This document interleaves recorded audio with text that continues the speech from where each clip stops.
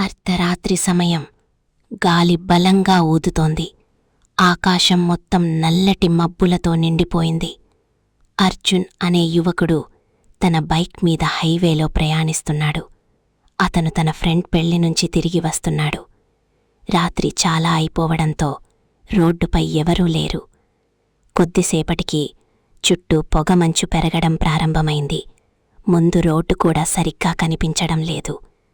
అర్జున్, ఇంత పొగమంచా? అతను bike speed తగ్గించాడు. అప్పుడే దట్ బైక్ ఒక్కసారిగా ఆగిపోయింది. అర్జున్ మళ్లీ స్టార్ట్ చేయడానికి ప్రయత్నించాడు. కాని బైక్ స్టార్ట్ కాలేదు. చుట్టూ నిశ్శబ్దం. దూరంగా ఒక చిన్న వెలుగు కనిపించింది. అర్జున్ టార్చ్ తీసుకుని ఆ వెలుగు వైపు నడవడం ప్రారంభించాడు. కొద్దిసేపటికి అతనొక చిన్న గ్రామానికి చేరుకున్నాడు. గ్రామం చాలా వింతగా ఉంది.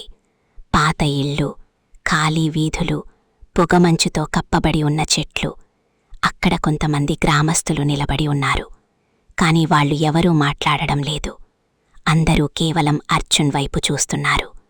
అర్జున్ కొంచెం భయపడ్డాడు. అర్జున్, ఇక్కడ మెకానిక్ ఎవరైనా ఉన్నారా? నా బైక్ ఆగిపోయింది. ఎవరూ సమాధానం చెప్పలేదు. ఒక వృద్ధుడు నెమ్మదిగా తన చేతితో ముందున్న పాత ఇంటిని చూపించాడు. అర్జున్ ఆ ఇంటివైపు నడిచాడు. ఇంటి తలుపు నెమ్మదిగా తెరిచాడు. లోపల చిన్న నూనె దీపం వెలుగుతోంది. గోడలపై పాత ఫోటోలు ఉన్నాయి. అతను అలసిపోయి కుర్చీలో కూర్చున్నాడు. అప్పుడే అతని చెవిలో ఒక చిన్న పిల్ల నవ్వు వినిపించింది. అర్జున్ వెంటనే వెనక్కి తిరిగాడు. ఎవరూ లేరు. కొద్దిసేపటికి పై అంతస్తు నుంచి అడుగుల శబ్దం వినిపించింది. టక్ టక్ టక్. అర్జున్ గుండె వేగంగా కొట్టుకోవడం ప్రారంభమైంది. అతను టార్చ్ పట్టుకుని నెమ్మదిగా మెట్లు ఎక్కాడు. పైకి వెళ్లగానే ఒక గది తలుపు అర్థం తెరిచి ఉంది. లోపల చూసిన అర్జున్ కాళ్ళు వణికిపోయాయి. గది నిండా పాత ఫోటోలు ఉన్నాయి. ప్రతి ఫోటోలో కూడా గ్రామానికి వచ్చిన వేరే వేరే వ్యక్తులు కనిపిస్తున్నారు. కాని అందరి కళ్ళు నల్లగా పూడిపోయాయి. అర్జున్ భయంతో వెనక్కి తగ్గాడు.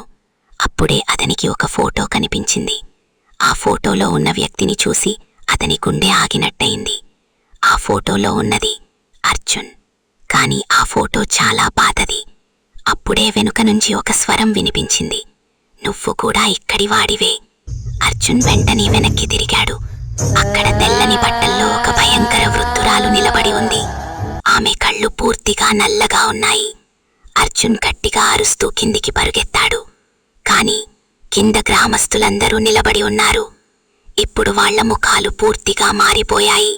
నల్లటి కళ్ళు, వంకర నవ్వులు.